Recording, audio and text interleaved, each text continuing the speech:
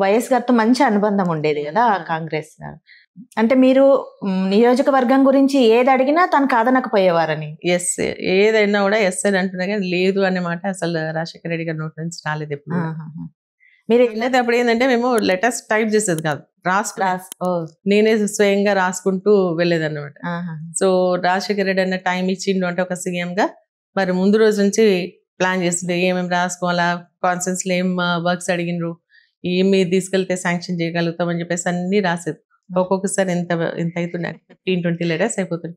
ఎంతసేపు కూర్చొని రాసినామా, రాత్రంతో కూర్చొని రాసినావా అని చెప్పేసి అడుగుతుండే, నవ్వుతుండే రాజశేఖర రెడ్డి గారు.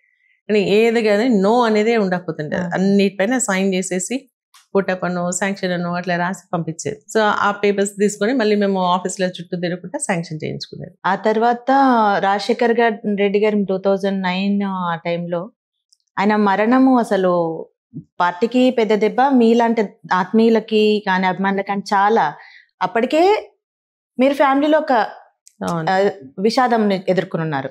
ఇప్పుడు దీన్ని మీరు ఎట్లా, ఆ టైంలో ఎట్లా ఉండేది మీ అలా? నిజంగా రాజశేఖర రెడ్డి ఫ్లైట్ తప్పిపోయింది కనిపిస్తలేరు అన్నప్పుడు మాకు చాలా ఆశ ఉండే, ఏదైనా ప్రాబ్లం వచ్చి టెక్నికల్ ప్రాబ్లం వచ్చి ఎక్కడ ల్యాండ్ అయింది, కుండలు గట్టలను ఎక్కడో ఉండొచ్చు అంటే, ఎవరైనా ఇక్కడ వస్తున్నారంట అక్కడ వస్తున్నారంట అంటే ఇంకా మేము చాలా హోప్స్తో ఉండే.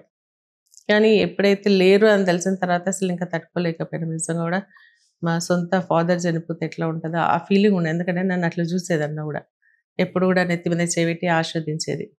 సో అది తట్టుకోలేకపోయినాము. ఒక 5-6 months వరకు మాకు ఏమి ఇది కాలేదు అసలు. నిజంగా కూడా ఇంట్లో మనిషి కోల్పోతే ఆ బాధ ఎట్లుంటుంది అట్లా అది అనుభవించినాం మేము. ఎందుకంటే అంత ఆప్యాయంగా చూసేది. అదే అతను ఏంటంటే జనరల్గా ఏంటంటే మా హెల్త్ ఇష్యూస్ పైన కూడా బాగా కాన్సన్ట్రేట్ చేస్తున్నాను ఒక డాక్టర్గా. నేను ఒకరోజు వెళ్ళి నాకు కొంచెం సిక్ అయినప్పటికీ, సో నేను వెళ్తే నా ఫింగర్స్ చూసి నువ్వు హిమోగ్లోబిన్తో బాధపడుతున్నావు, ఫస్ట్ డాక్టర్ దగ్గరికి వెళ్ళి మెడిసిన్ తీసుకోవాలి. తను ఏమైనా ప్రోగ్రామ్స్ మీటింగ్స్ పెట్టినప్పుడు ఏమవుతుండే అంటే టెన్షన్కి తినకపోయేది, నేను టెన్షన్ పడుతుంటే నేను. సో పక్కన కూర్చొని తినాల్సి వస్తుండే కదా సీఎం గారు వచ్చినప్పుడు, అట్లా కూర్చొని తింటుంటే కూడా తినకపోతే పెట్టండి తినండు తినాలా అట్లా చెప్తా ఉండే అనమాట. సో మంచిగా అనిపిస్తుంది. అంటే ఆ ఆప్యాయత అనురాగం ఇంకా మళ్ళీ అంటే అది అభిమానులకి తీరని లోటు అన్నట్టే కదా, తను మర్చిపోలేంది.